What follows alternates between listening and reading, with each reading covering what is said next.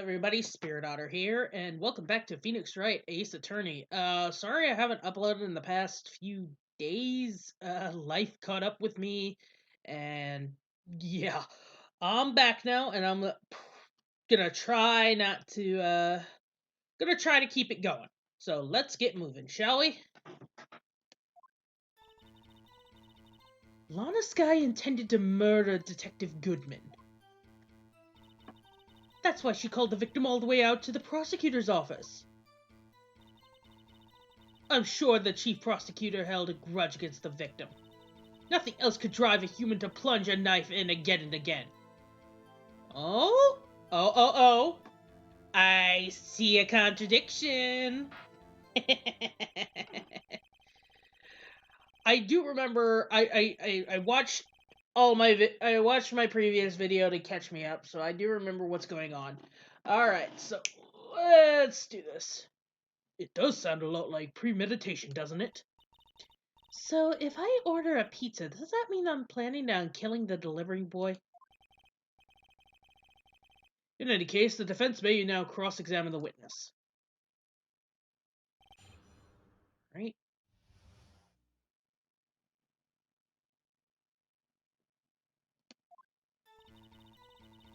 Oh, like I said, I saw the frickin'...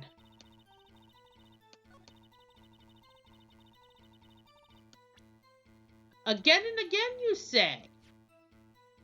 Death due to loss of blood, 1 knife wound. Died within an hour.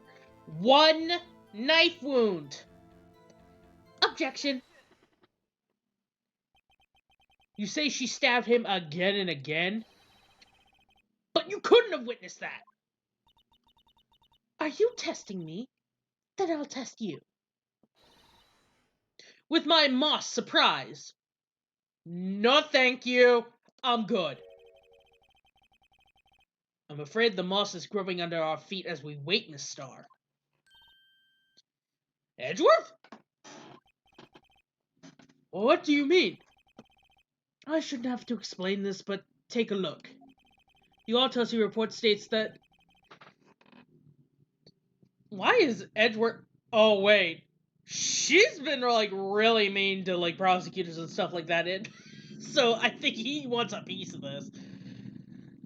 Death was due to loss of blood from 1 stab wound. You're right! Good show, Mr. Edgeworth. What a hunk. He's my hero, really. What about my objection? No one noticed? Well, witness? You got the crime scene set, correct? Oh, thanks. I always believed no one could mistake ketchup for blood. But now I realize such mistakes are possible. So you're saying you mistook something for blood? When she lifted the knife, I thought I saw blood at her breast. Splattered blood from her victim. That's why I thought she must have stabbed him at least twice.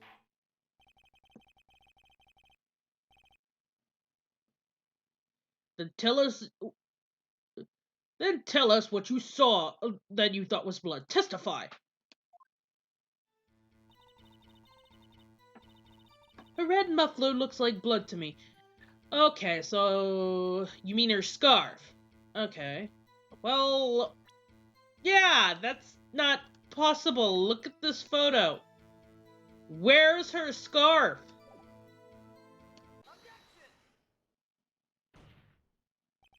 Miss Starr, I demand an explanation.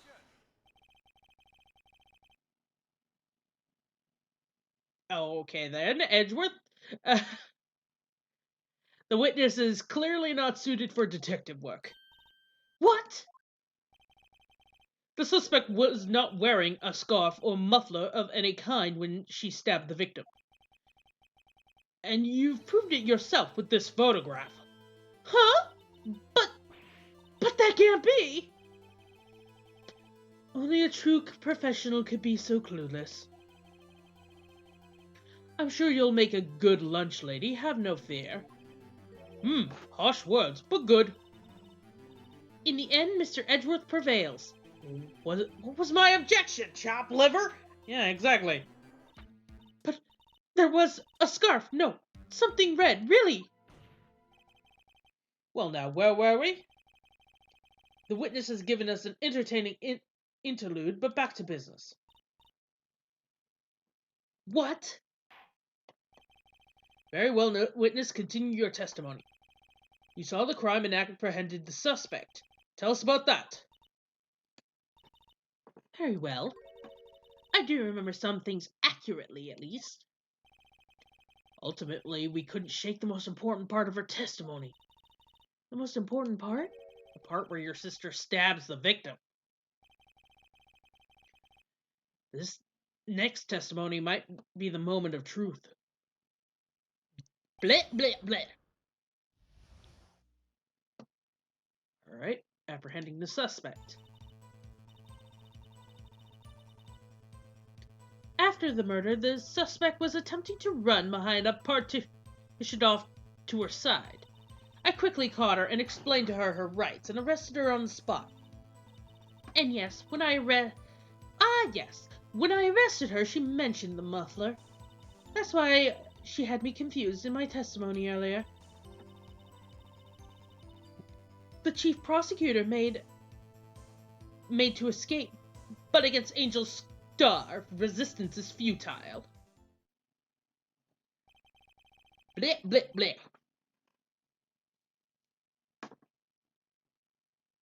You're quite determined about this scarf, aren't you? I strike like a snake and bite like a cobra. That's me, Angel Star. That wasn't a very good metaphor. First of all, a cobra is a kind of snake. Don't bother me with details unless you want to get bitten. No thanks! Note to self, Ernie Wright gets bitten by a snake. The chief prosecutor tried to resist, but her efforts were in vain. She knocked my hands aside and kicked over an oil drum. Oil drum? Hard to imagine. Oh, she's beautiful, but deadly. A predator, this one. A leopard woman. Yow. Very well, your cross-examination, Mr. Wright, if you will. Alright.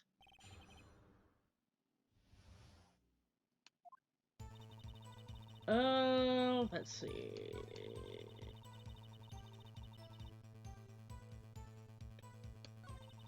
Nothing is jumping out at me, so I'm just gonna keep pressing. So where is this partition on the floor plans?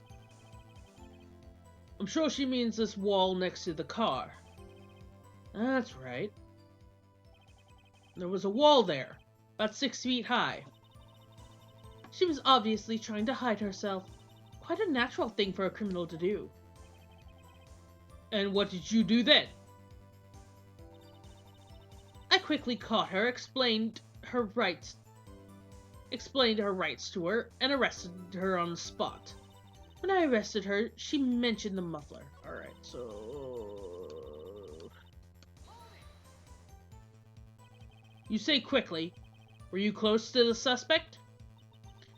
As I just said, I was only 30 feet away from her the whole time. Maybe I should press her for more details. Yeah, I'd like more details. I'd like to see the floor plans on this just to be safe. The lunch land car was... She was a visitor, thus she was parked in B block. You witnessed the murder from here? That would make it about 30 feet away from the car. That would make it about 30 feet away from the car, yes. Is that correct, Miss Starr? Yes, that's right. But there was a chain link fence in front of you. I went over it, of course. Amazing. Cough up queen athlete indeed. Lunch lady athlete indeed. It would have taken her a little time to climb over the fence. She couldn't have gotten to my sister that fast. Let's see this fence. Yeah, that's a tall fence. It's about 9 feet high. Although, I will say, I have done that, like, several times. When I was a kid, me and my sisters, we lost our little clicker thing to get into our apartment complex. There was a fence around this whole thing, but if you could get to the other side, you could just press a button and open it. So after we lost that, I would climb the fence every day and open it for my sisters. Oh gosh. So I have done this. It's not that hard, but it's a trip. How come Miss Sky didn't get away? I mean, you can do it pretty fast. I used to do it in about 5 minutes. So when I arrested her, she mentioned the muffler. Alright. She mentioned the muffler? What exactly did she say? If I remember exactly, I would have told you in my testimony. Cheeky. Anyway, all I heard her say was the word muffler. Just that one word? So what you heard wasn't actually the suspect talking to you, but someone else. Yes, the chief prosecutor was talking on her phone. Her phone? You mean this cell phone? Ask further. By phone, you mean this cell phone discovered at the scene of the crime? Yes, ultimately. Ultimately? My memory is like a salmon headed upstream, you see. No, the court does not see, Miss Starr. The chief prosecutor first attempted to use the phone that was hanging on the wall. On the wall? That's right.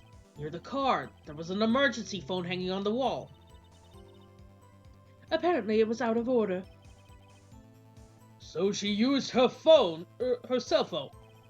Indeed. The emergency phone was out of order that day. Good witnessing, witness. Good witnessing? Whatever happened to good testifying? You should, of course, add this to your testimony. Yes, I do, to please the rookie defense attorney.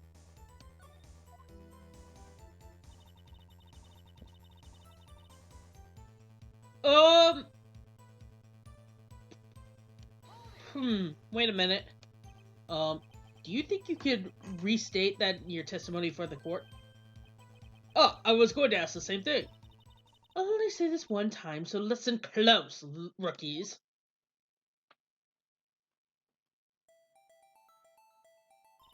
The chief prosecutor stabbed the victim and ran behind the partition.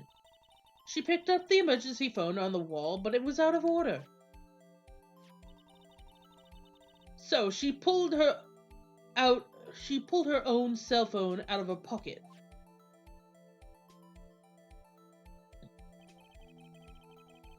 And during that time, you climbed over the fence, over the chain link fence.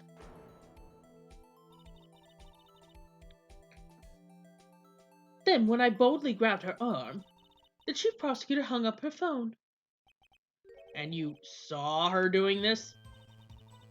What is it, Mr. Wright? Yeah, okay. So here's the thing. I don't think she could see it. I don't think she could. And I'm gonna use the floor plans to prove this. I have to conclude that you have a personal grudge against Miss Lana Skagg. The witness is a former detective. Her testimony is unmarred by personal bias. Why did I say unmarried? Whatever.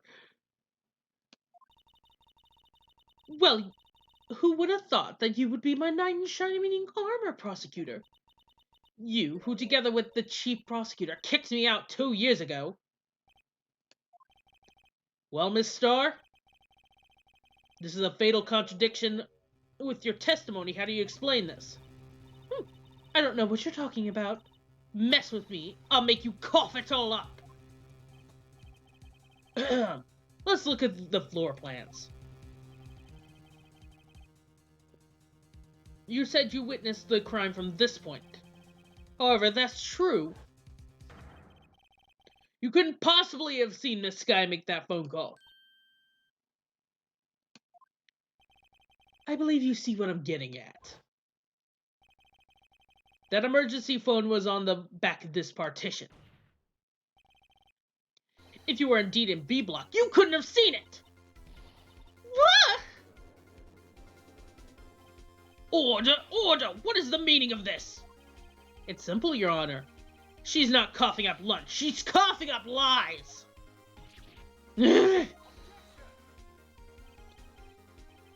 That's quite a claim, Mr. Wright. Perhaps you will allow me a question?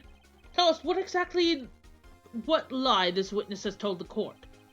Here's where the counterattack begins. I can't afford to get this wrong. The witness lied about where she saw it. She tried to use the emergency phone, but it was out of order. What's significant about this fact? Nothing. It would be pointless for her to lie about it. Pointless to lie? I see. The witness did actually see Miss Sky use the emergency phone.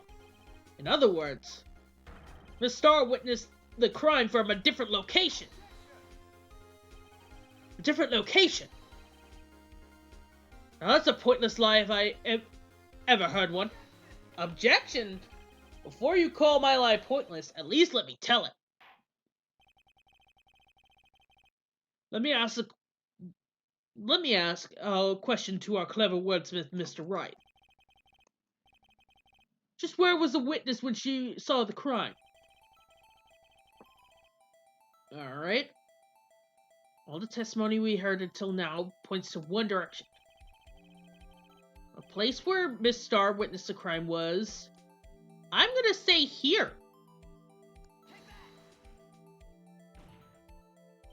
This is the only place where she could have been. The security guard room?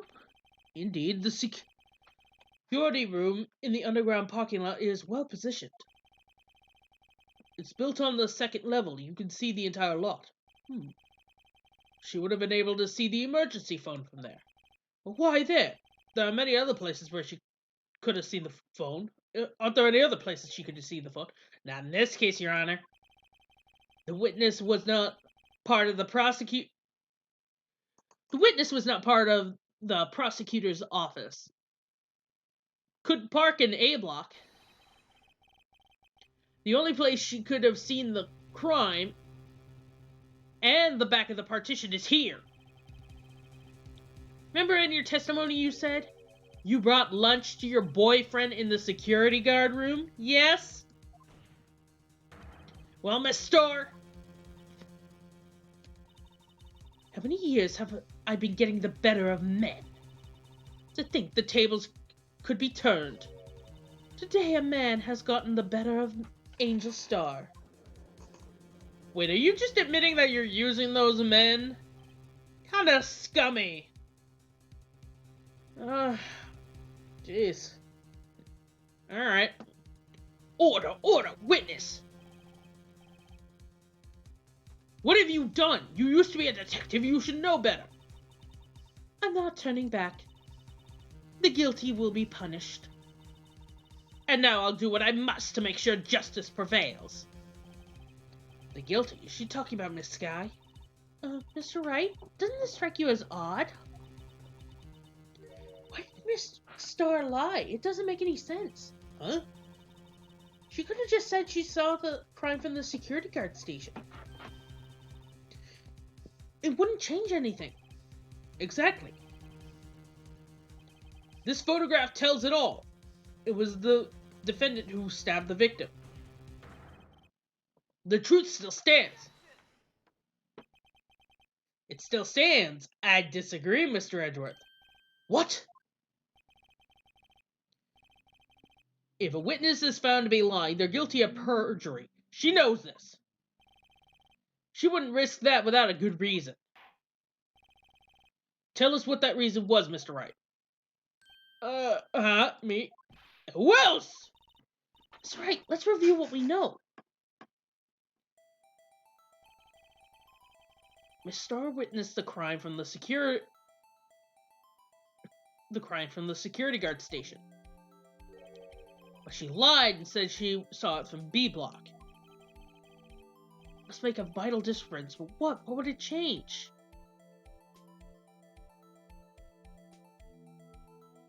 The angle of view to the crime because of the picture. Right? So I'm gonna try that. The angle of which she saw the crime occur would change. The angle? What do you mean? Well, the security guard station is on the second floor, and she would sort of have a more 3D view of the. Oh geez, I got it wrong. Okay. Whoopsies! What would change?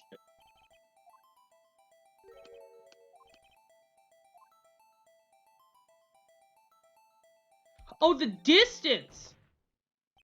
It changes the distance between her and seeing the crime. My condolences, Mr. Wright, but one look at the floor plans and it's quite clear. The distance between the scene of the crime and the guard station is about 30 feet.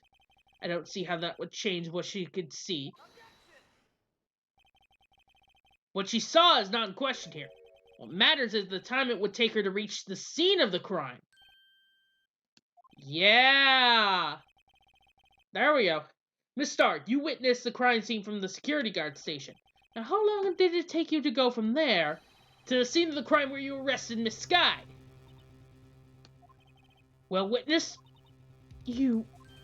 Yes. You ordered the squid wheels, right? The quality of my lunches has gone from low to inedible. I was bringing PB&J lunch with fresh boysenberry jam to my boyfriend. Boysenberry for the boyfriend. He wasn't in the station, so I waited. I witnessed the crime from the glass-walled station. Before I knew what I was doing, I found myself running towards the scene. But the door was locked. I couldn't open it. Oh!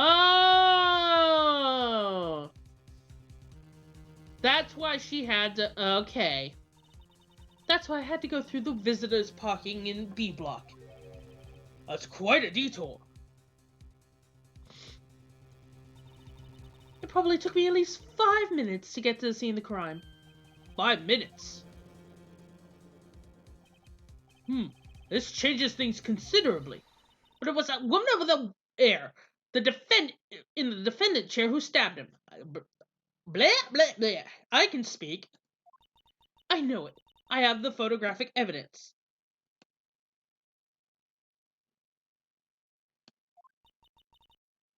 I swear it. I swear it on my finest plastic spork. Can't even bet a fork, girl. Alright. You have a point, and a spork is a wonderful invention. I guess. Would you like another caviar lunch? Absolutely! Uh-oh. Mr. Wright, you have to do something! Do I have any evidence to stop this? I don't have a choice! I gotta race! 5 minutes between witnessing of the murder and the arrest. Think about it! You can make pasta in that amount of time, if you like it al dente. I got lunchboxes that tie pasta into knots, rookie. 5 minutes blank. Isn't that strange? Strange? If you were a criminal, what would you do with 5 minutes, Your Honor? Well, I guess I flee the scene. Hey! Don't get the wrong idea here. I didn't kill anyone. But you have the instincts of a killer. You would run. But this time was different. Miss Sky dawdled at the scene of the crime. She even had her picture taken. No true criminal would act this way. It's inconceivable. Every time I hear the word inconceivable, I think of The Princess Bride. You really like that word. I do not think it means what you think it means. Yeah!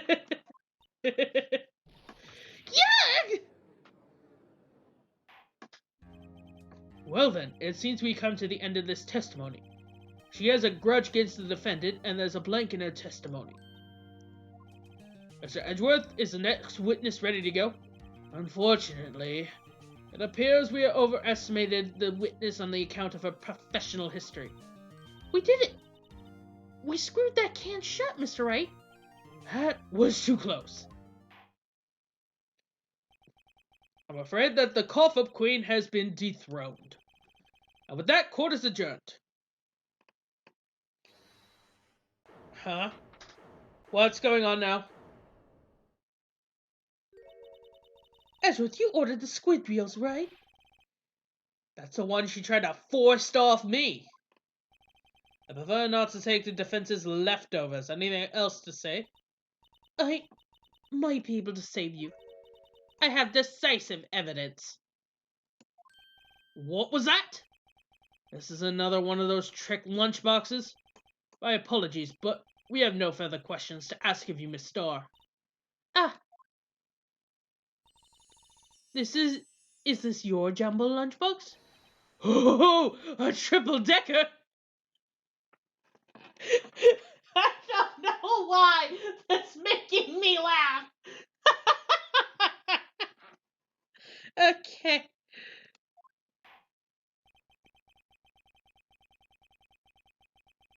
Out of deference to the witness's determination, I will allow one more testimony. Are you kidding me, Your Honor? Oh my God. Alright. Let's hear about this decisive evidence. Like the Lunchland motto says, you won't be disappointed. What's she gonna pull out of her lunchbox this time?